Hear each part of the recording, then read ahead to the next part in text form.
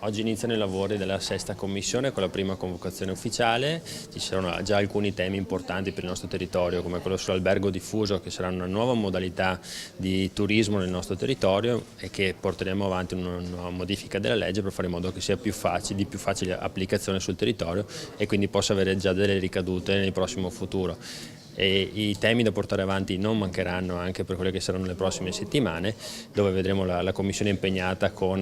il parere per quanto riguarda il bilancio consolidato e dopo inizieremo a pensare anche nel portare la legge sulla cultura, una legge che il Veneto attende da tanto tempo. Credo importante l'avvio di questa commissione anche come collante del Consiglio verso un mondo esterno che è quello della ricerca e sviluppo, quello del lavoro, quello della formazione, sulla credo che siano stati fatti sicuramente dei provvedimenti, ma se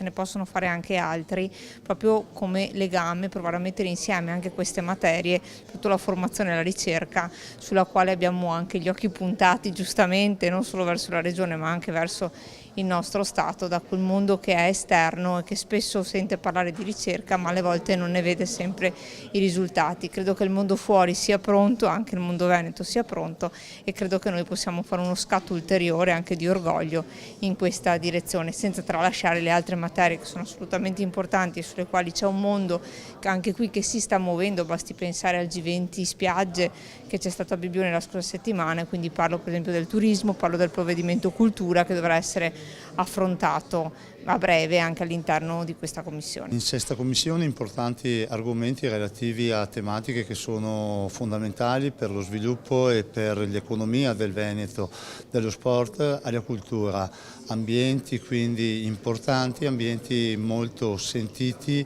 dalla nostra gente, con cui si ha appunto la possibilità di dare quella svolta che molto spesso risulta essere attesa. Occorre anche ricordare l'impegno che questa Commissione dovrà proporre nella tematica dell'istruzione, soprattutto dell'istruzione superiore, andando quindi a dare delle nuove e delle importanti opportunità ai nostri ragazzi.